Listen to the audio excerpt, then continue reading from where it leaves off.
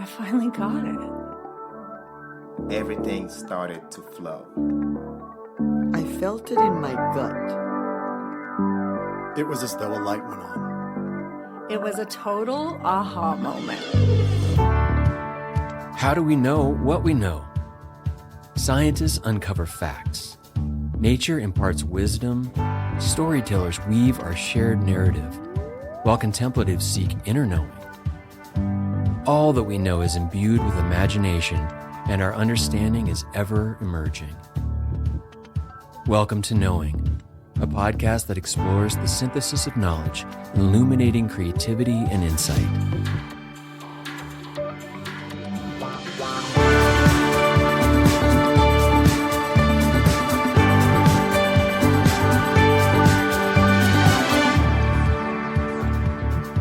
Hello, friends.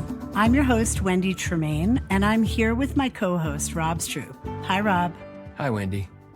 Rob, today's show is about desire. And to expand our view of the subject, we have an interview with Sufi teacher and guide Gayan Macher, learn about desire from a biochemical perspective, and finally, we'll hear a sweet story about desire. But before we begin, Rob, your upbringing gave you some very specific views of desire, one in which you've worked to reframe. Would you like to share a little about this with our listeners? My faith tradition framed desire in a way that pointed me more towards guilt and shame rather than anything else. It was something to squash down. And as a young man, a boy becoming a man, in that time of life, especially in the field of sexual desires, I heard one comedian say, sex was this vile, disgusting, shameful thing that you're supposed to save for the one that you marry. Oh my gosh. It was a comedian's point of view, but I was like, yeah, that's pretty much kind of what I felt. Yeah, well, I can touch in on guilt because I was raised by a Jewish family. And my parents are quite a bit older. We had a generation gap, so they were very close to the Depression. So they carried this sentiment always of never having enough, which I think drove kind of a fierce work ethic and a frugality. But for me, anytime I would express a desire, it was met at home with, well, why would you do that? Unless it was about something they thought was necessary, which ties back to this Depression era, which is like success, hard work, money, maybe social status. As repressed as certain areas were in my tradition, the attainment of possessions was not really looked down upon. Like, a lot of people in my circle saying things like, whoever dies with the most toys wins. That was a common saying. Yeah. And let's face it, this is also a geographic thing. So we live in the United States, a largely commodified culture where we're expected to desire to be attractive, that sells products, successful, and that drives the engine of capitalism. And then we're encouraged to have a lot of stuff, again, because of our economy. Yeah, that is our cultural reality. But on a more basic level, desire at its most base level, I'm hungry, therefore I need food. Yeah. All the way up to, I need a mansion in the Hamptons. Right. So you're kind of pointing to basic desires, which is like natural desire. And I think if we look at it that way, that's sexual desire, right? Desire not to be in pain, hunger and thirst. Survival instincts, and also just, wanting to be loved, wanting to be appreciated. Yeah, I think we can appropriately put connection to others on our list of basic desires. I think of human beings kind of like chickens. I used to raise chickens, and they had this mentality of stronger together. They did everything together.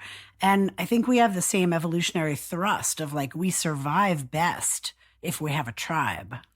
I'm with the chickens. Stronger together. I like that. So it's really wild. There's a giant field of desire. I mean, if you were living in Los Angeles today, your desire to be beautiful might be amplified. And if you're a monk in a monastery, you may desire tranquility. Then we have people in Nepal who are noteworthy for their desire for happiness. In some cultures, they actually measure happiness. Like we measure our GDP. Mm-hmm. Some countries actually have that as a factor in what they prioritize as a culture. Here, for whatever reason, we seem to be more commercially motivated, objects and things and status symbols.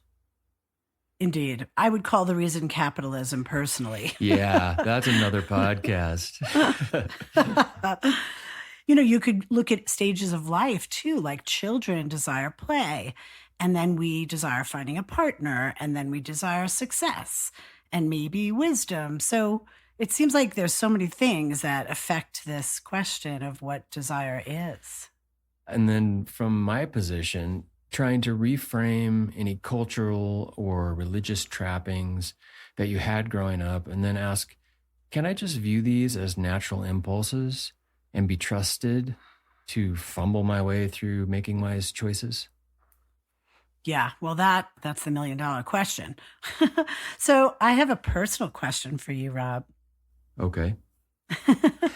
What are your desires? Yeah, I think I have a lot of artistic stuff in me, and finding channels for that to find expression, Mm-hmm.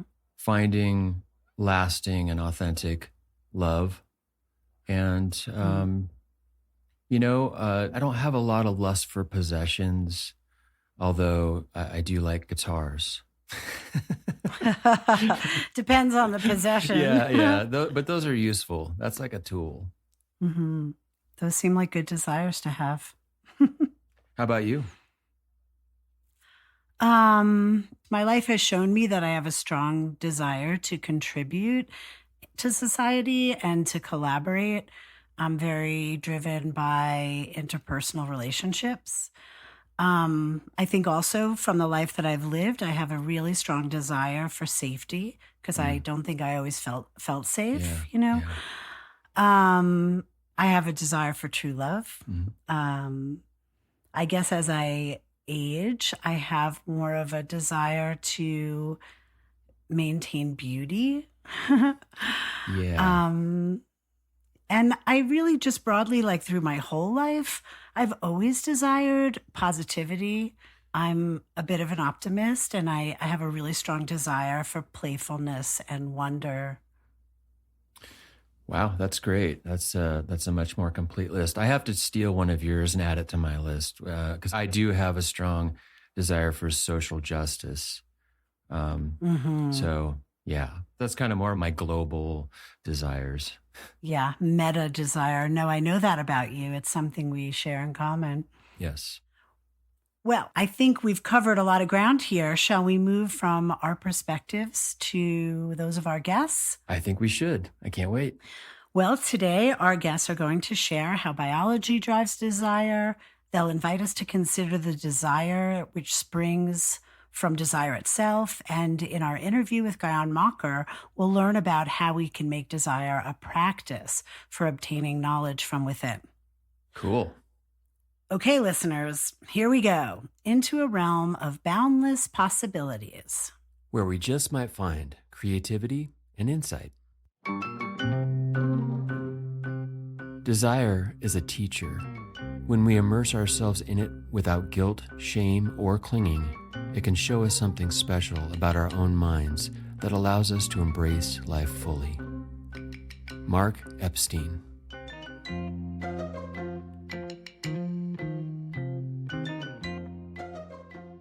If we're to explore the unknown, it is helpful to understand what science so far knows about the themes we're exploring on this show. A wise person once said that for every effect there is a cause, and for every cause there is a reason.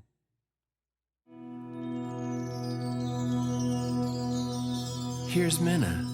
She teaches science. Can we say that the desire to live and produce new life is why you're here? Probably. Although we don't think of bacteria as having desires because they are all single-celled and have no nervous system, all cells, including bacteria, behave as if they had desires, as if they were trying to stay alive. Now, humans are animals, and animals hold a special place in the biological world because of our complexity and our need to consume food. And most species of animals reproduce sexually, and many of them reproduce sexually exclusively. But animals have a lot of needs. Water is an easy one. Many animals, most animals, can move and they can locomote, and their ability to do so allows them to meet many of their needs. So how does nature get an animal to fulfill its needs in a way that is most likely to succeed and is least prone to error or danger in a complicated and seemingly chaotic environment? Through emotions and feelings. Throughout generations of evolution, natural selection has given us inborn behavioral responses to increase the probability that we can get what we need and what we want.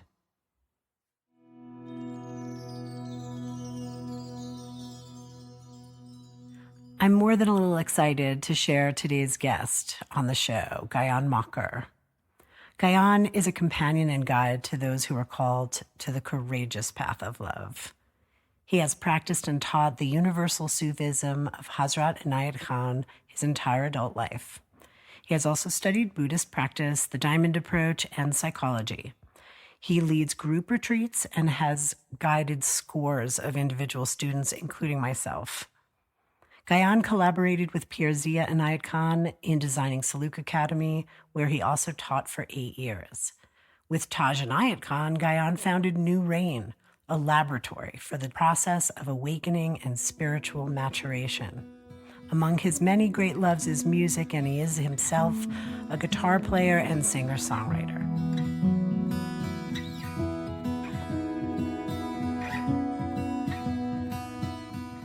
Welcome to the Knowing Podcast, Gayan. Thank you for joining us. Good morning. Nice to be with you, Wendy. Gayan, desire is not commonly discussed as a spiritual path. Yet in your growth as a person, which has taken place over many years, and in which you became a teacher, a guide, and an initiate in the spiritual path of Sufism, your life experience has shaped the direction of your path. Can you speak to us about how it brought you to a place in which you developed an understanding and a mastery of desire as a spiritual practice? All through high school and college, I always wished that I could be like some of my friends. Seemed so easy in the saddle and just kind of flowed through life. And I always felt kind of restless and unsettled. And sometimes that bled over into unhappiness and certainly not comfortable. And I thought there was something wrong with me until I discovered the spiritual path, which just means investigation into the deeper side of life, and discovered that restlessness was not psychological neuroses, and it wasn't necessarily a problem, that restlessness is understood by the mystics as a way that one felt drawn towards something beyond. When I discovered the Sufi path, when you take initiation in the Sufi path, at least the path I'm part of, you become called a murid. And the name murid means a desirer, the one who desires. And I discovered what it means to consent to that restless feeling of yearning, of longing, and to become a student of that and see what that energy within me, what its purpose is and what it's drawing me toward. So it completely reframes one's inner ecology. If you experience yearning and restlessness, if you achieve things that you thought were your desire, like you find a partner and you think, oh, great, now I've had everything I want in life, or you find the perfect vocation, or you have a nice house, and you find you're satisfied for a while and then that stirring starts again. It doesn't mean you act out every desire that arises in you, because that can be destructive. It can lead to unhappiness. But to become a student of your desires, to seek to understand, can be the yellow brick road. Those are the breadcrumbs that draw you along towards life's fulfillment. Consenting to a restless feeling of longing. That's not the rhythm we're used to. Typically, people move away from or learn to avoid this restlessness. So turning toward it feels really new. I really appreciate what you're saying, how there's a choice to lean into the restlessness. And by doing so, we can become a student of desire. This kind of leaning in is not an easy task, I imagine. The time we live in and our culture, it's not set up for it. You could say it's even discouraged to lean toward desire. And we know it's often something we suppress and even punish. So can you speak to the culture and context of our time and share with us ways that in our time and culture, desire can be an important spiritual practice? When we enter the world of desire, we're playing with fire. Every authentic spiritual path deals with desire in some way because it's so important and it's such a powerful force. So some traditions have investigated the human condition, which is free of desire. And that's a legitimate discovery of one possibility of a human being.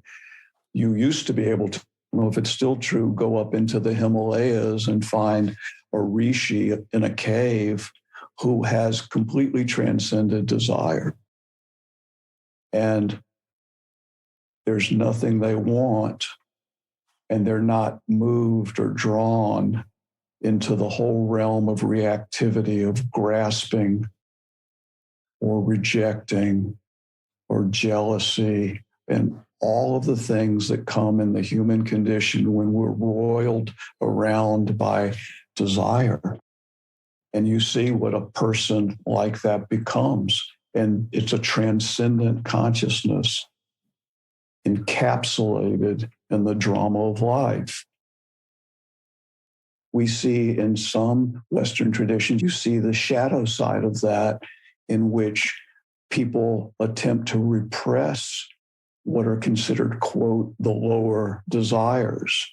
That can be a legitimate spiritual practice if you're trying to work with desire, but we also see that it can create a huge shadow because when those energies are repressed, they get acted out in all kinds of destructive ways.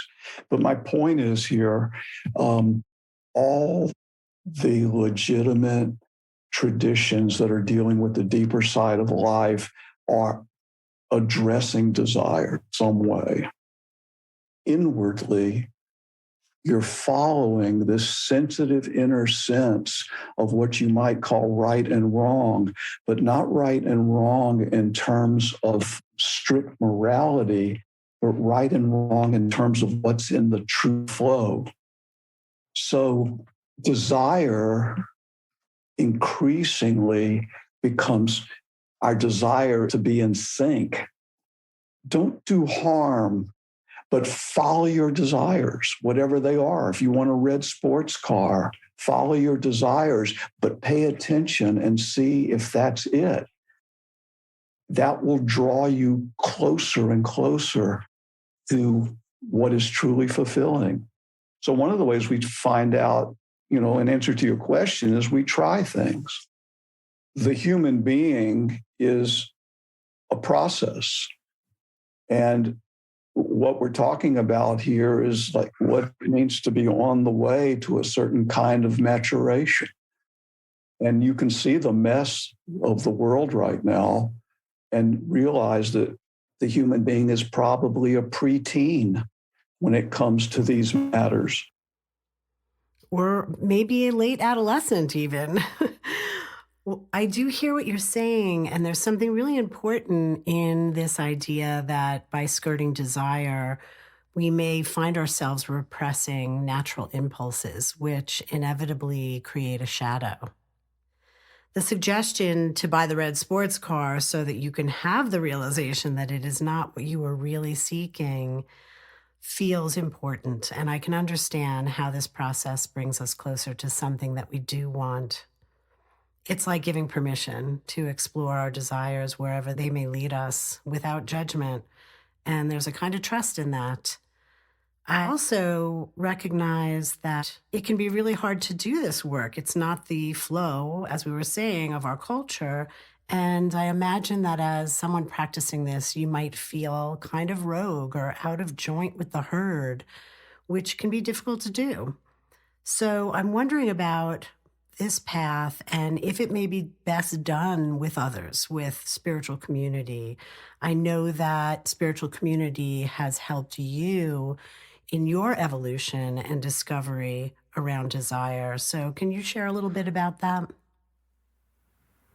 I think of it as a group of people who come together and are explicit that there is a shared project and we will support each other in a certain kind of maturation. And we'll work with our mistakes together. We'll hang in with each other. We'll learn together. I don't know if this can be done in any other way except in community. Hanging in together and working with our mistakes together, that really sounds to me like heaven.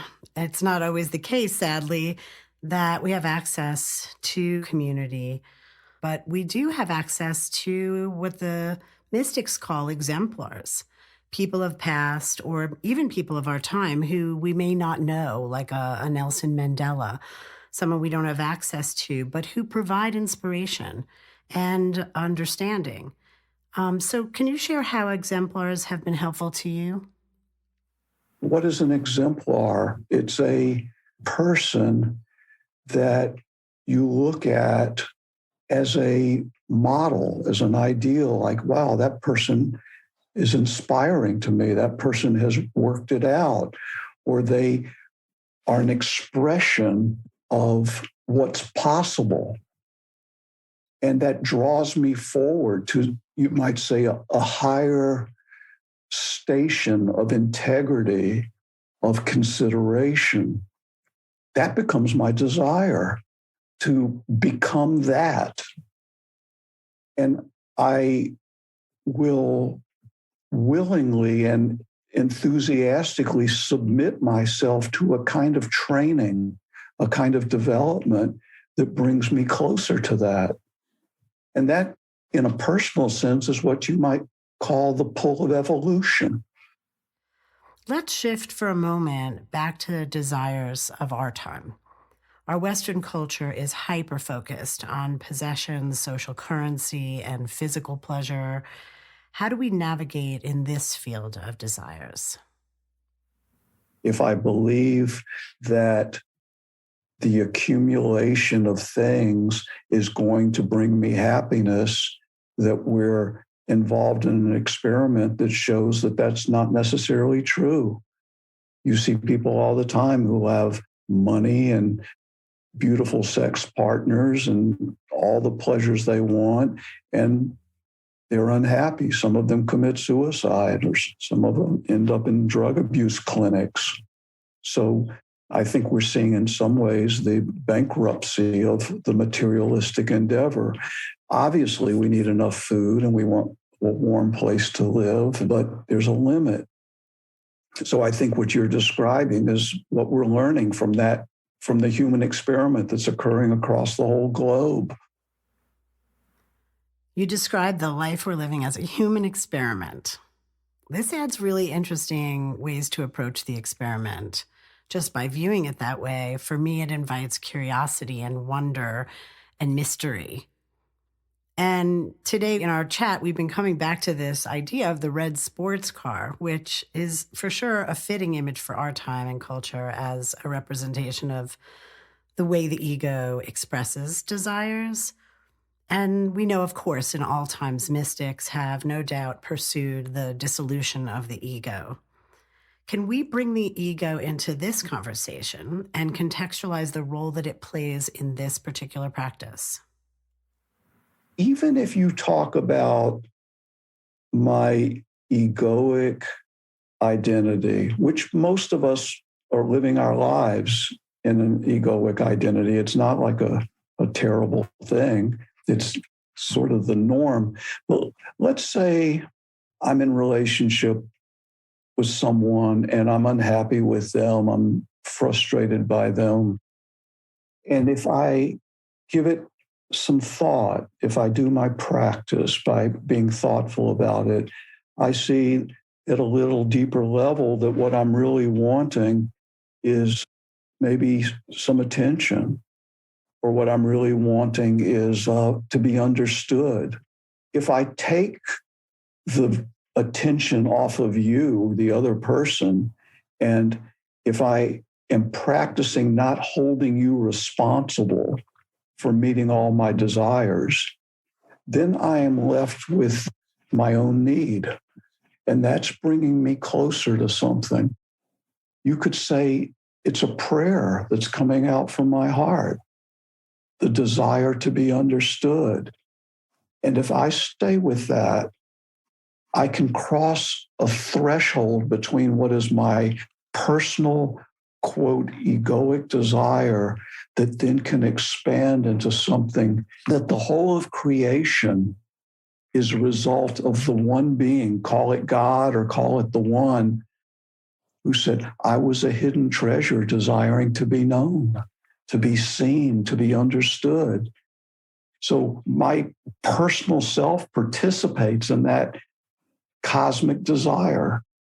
There's a passage and a phrase in Sufism which is quite challenging. It says, to suppress a desire is to suppress a divine impulse. There's only one desire, and if we trust it and then do the work of understanding it and unpacking it, purifying it, then we come into alignment with the one desire. And what is that? What is that one desire? Aligning with one desire, that really widens the lens of the conversation. For me, it begs a question about what our role here is in the first place, what it is to be human. In my own heart, the answer that rises up is maybe we're here for love. So let's take the meta view for a moment and look at this from the point of view of cosmic evolution. What role does desire play in this? What function does it have that evolution should bring forward this compulsion, this thing we call desire? Is there a way to bring desire into not just our experience, but our experience as part of this larger unfoldment of the universe? When you think of that word love, I mean, what a mysterious word. And it's all the pull toward unity. We can see that everywhere we turn. And the cosmos wants to move closer. The human being is always acting that out, that desire. And we call that love. The pull to be drawn closer together, to overcome our separateness on the physical level, on the psychological level. Here's a passage from Pirzia Inayat Khan. He says, somehow by a power of surpassing might, we have been summoned from non-existence into being, thrust into bodies of fine woven stardust, and set loose on the face of a world of sky, ocean, and earth. What are we to make of this opportunity? For the materialist, the world is a playground in which to collect shiny trinkets. For the intellectual, they prefer to assemble facts and build up towers of theory The poet cares nothing for trinkets or facts, but runs after beauty. What is the Sufi's quest? The Sufi seeks the presence in this world of the one from whom the world has come. The Sufi remembers that we are not here for ourselves, but for the one to whom we belong. To remember this is to lay down one's worries and grudges and to uplift one's gaze to the one who has always been, will ever be, and is here and now at the center of everything. Flowing endlessly from this one, we discover a force, an emotion, which will not fit into any narrow box of human language. The closest we can come to naming it is to speak of love. There is no higher calling than to make one's life a pure channel for this primal force, the compassion and yearning that has given rise to all that is. Sufism is the path of purification and remembering by which the heart is made its vessel. Thank you for sharing that beautiful Pirzia quote with us. We were speaking just a moment ago about the value of exemplars, and I think that quote is an example of how much we have to gain by letting others who may be a little ahead of us in the path lead our way. And yet, we know that even with all the words of inspiration and all the practice, this is a path that we are sure to meet struggle on. I'd like to talk about how we do this. How do we face struggle with grace? The mystic we speak of as a being that lives with their hearts in the clouds and tries to bring their feet to the ground, seeking beauty and expanding, and then trying to bring what is learned back on the ground where it's messy. So my question for you is, how do we throttle this? How do we live on these two planes? It's one way of understanding what we're here for. So all these passions and desires that are surging through me and surging through you, which one of those are in alignment and which are not, what they are telling us, so that my life may be, you could say, in alignment with the cosmos. When people want deeply and that gets disappointed repeatedly, or it gets betrayed or frustrated, our wanting can be blunted. It can become tapped down. And so one of the things that we can do is to resuscitate our longing. There's a passage here by Carl Jung where he says, if you do not acknowledge your yearning, then you do not follow yourself.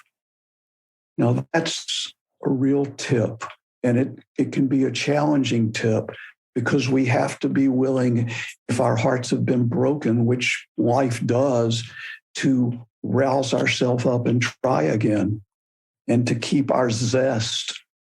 That, I would say, is one channel. And the other is to continually refine and clarify through contemplation, what do we truly want? There's a Japanese folk song that someone exposed me to once, and it has this passage that says, I knew in meeting that we would have to part, yet I ignored the coming dawn and gave myself to you. There is a way in which learn to yearn and long and desire robustly and simultaneously have a certain detachment to outcomes.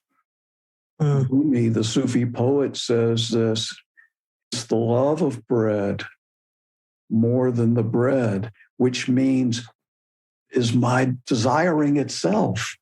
The love, the longing is what lovers love, not only the attainment of the bread. I think what these teachings are saying is sometimes we'll get it and sometimes we won't. And sometimes we'll get it, and then a short time later, we'll find out it's not totally satisfying. We want something more. But to keep plugging away, keep a robust sense attunement to the stirring within us and what it's pointing to. There's a saying in Sufism that if you have spoken to your deepest self and have heard yourself, God has heard you. So if I can go deep enough into myself and speak what I want, and my heart has heard, the one has heard. And if I know at the deepest level what I want, my wanting is robust enough that I can ask for it inside, that's prayer. My longing ripples out into the heart of the cosmos. I appreciate this invitation to have robustness about our desire. That feels a lot like I just put a little tool in my pocket, and I'm going to come back to it again and again and again. And longing, which is part of our shared path and has brought me a great deal of richness and inner knowledge. There's a saying I come back to often: teach me not to love, but to long for love.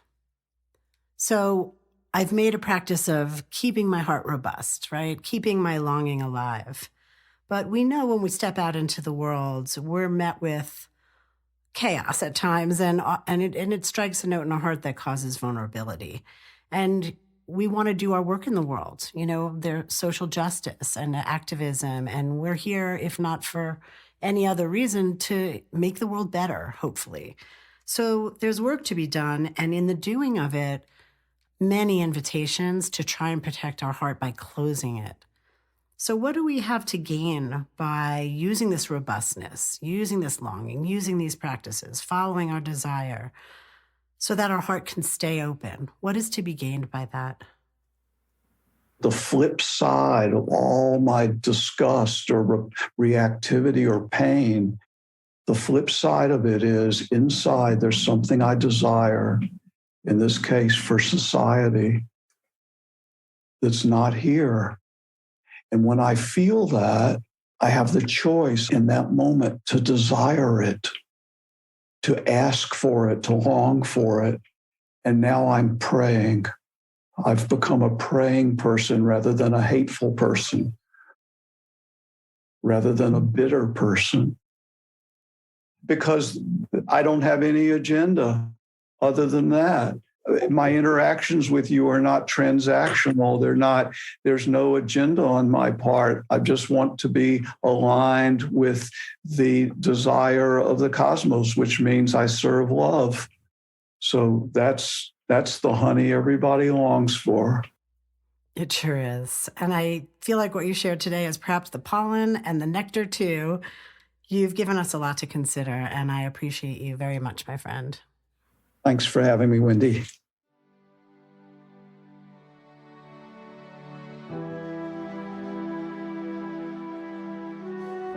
An emperor was coming out of his palace for his morning walk when he met a beggar. He asked the beggar, "What do you want?" The beggar laughed and said, "You are asking me as though you can fulfill my desire?" The king was offended. He said, "Of course I can fulfill your desire. What is it? Just tell me." And the beggar said, "Think twice before you promise anything." The beggar was no ordinary beggar. He was the emperor's past life master. He had promised that in that life, "I will come again and try to wake you in your next life. This life you have missed, but I will come again." But the king had forgotten completely. Who remembers past lives?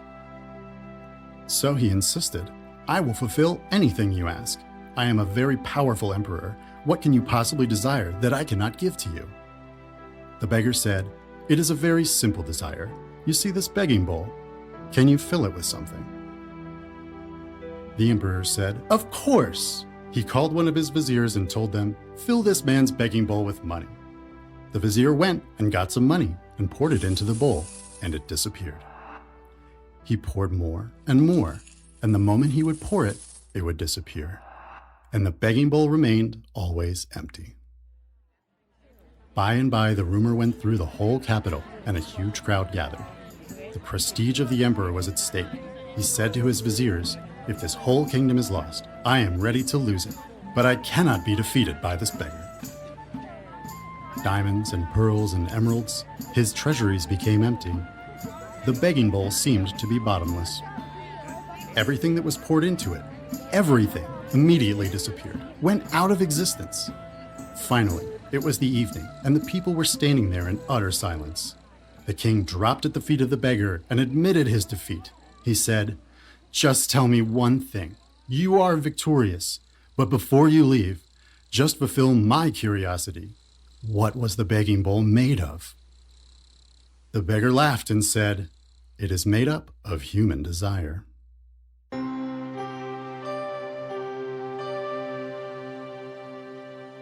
The one whose desire has not been met did not know how to desire. Hazrat Inayat Khan.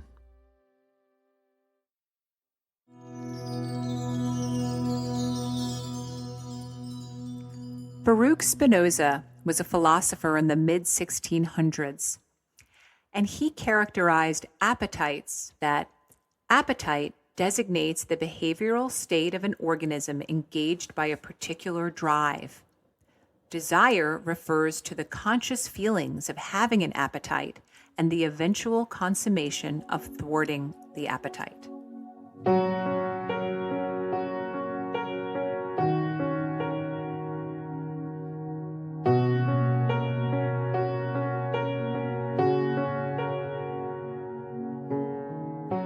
What a wonderful variety of perspectives on such a juicy topic.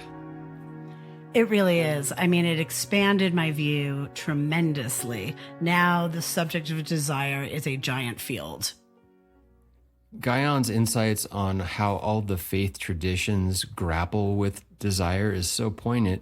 From the rishis that learn how to totally free themselves from it, to the more fundamentalists that try to repress it. And then the idea of alignment with desire is such a fascinating spiritual goal. Yeah, I had some thoughts about the rishis in the cave too. You know, this idea of no longer grasping, no longer desiring. Hearing that, I had an interesting response of feeling like a tremendous amount of appreciation for being able to desire, even if it comes with pain. You lose something. I mean, I totally understand the impulse to get rid of desire because it can be problematic. But at the same time, that's such a rich part of being human. It truly is. You know, we talk sometimes amongst mystics about how we live in the world. And this is the case. I mean, if we all lived in a cave, there'd be no activity. And even in the way Gayan talks about desire, it's like evolution would stop because we're the ones carrying it forward, and it's through desire. Right. A world of all of humanity living in caves would be a strange place. Indeed it would. Yeah. I also really appreciated that he just shared a moment from his youth. I think when I heard him talk about being confused when he was young and seeing his friends, as he said, like so easy in the saddle. I think we all had that moment, you know, and I was like, gosh, I remember that. And then I thought, what a person he is that he met that moment by doing this really interesting thing and saying, well, let me not question this impulse. Let me dive into it. Like who does that? Yeah. Gayan does. That's right. You know, if I was to be pressed and say, what was my favorite line in the entire episode? Oh my God, I know what you're going to say. I think you know what I'm going to say here. It's to deny a desire is to deny a divine impulse. Those words. So from a person raised in a fundamentalist Christian household, all I can say to that is, wow. Mm-hmm. Just wow. Yes. I actually remember when you first heard that phrase and you had just a big moment with it. It's lived with me ever since, really, truly. Yeah, I think that's what this stuff's all about. You know, these kind of seed ideas that grow in us. And sometimes we know when they land, like, oh yeah, I just got something. Even when he talked about like pursuing your desires that are on the surface level, the sports car or whatever, but then to pay close attention to what really brings fulfillment. And so it's almost becomes a curation of your desires. Like when it's carefully and mindfully done, it becomes prayer. I thought that was really interesting. Yes. And he had a phrase for that. It was like, we're developing our inner ecology. Right. My favorite takeaway phrase was the human being is a process. I found like that phrase for me pointed to that compassion, because we kind of grind down into this idea that we're all in process and humanity's in process. And so we're working on something. He called it several times that we're in an experiment together. We're given these desires that, yes, they are shaped by our culture, but they come from within. So we're given them, we're given free will, and then we're given the responsibility to sort it all out and do no harm, as he said. I too felt the rise up of that word responsibility around that. And to really listen to our desires is to widen that lens, make that doorway wider. I think it involves some trust, again, because our culture sort of wires us to fear our desires. I love the way he talked about this as a shared agreement, a shared project amongst others, and how we have to hang in with each other. Community, for sure. And really, I think in psychological terms, what we're talking about is triggers. So the desire springs up in us and we try to go into the world and see what that leads to. And maybe it leads to some really dumb stuff. But then we learn, right? Then we learn. And how do we learn? We make mistakes. How do we know we made a mistake? Well, we activate somebody else and we get this feedback. And now we're in that dynamic of what, psychology calls triggers. Yeah, I guess when you're in alignment, then you're noticing that you're not triggering yourself and you're not triggering others. And likewise, when you do trigger others, you have the sort of centering and inner life to sometimes know this isn't about me. And I did what I could here. And ultimately, I have to let that person work that out, right? Like we can be a good field to work it out with, but there's a maturity there of I know myself, I understand my desires, and letting it be that another person is in a different place. Yeah, and that's the micro level. And then I loved also the more macro level where I heard this in Mina's science, I heard this in Gayan, but the relationship between the Big Bang, which blew us into this incredible diversity of creatures and cosmic entities, and then love being the cosmic impulse to return to the oneness.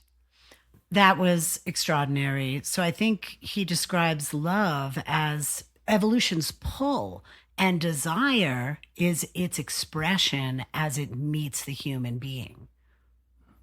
Wonderful. That's a really perfect way to wrap it up, Wendy. Well, thanks for the lovely chat, Rob. It's always fun chatting with you. I had a great time, great episode, and great chatting with you as well. We are always delighted to receive feedback from our listeners. Email knowingpodcast@gmail.com and stay connected on Substack. Knowing is written, produced, and hosted by Wendy Tremaine and myself, Rob Stroop. Original music and sound design also by Rob Stroop. Recorded and produced at Taproot Studio, Truth or Consequences, New Mexico. Knowing is a production of Chapter 24 Media. Thanks for listening.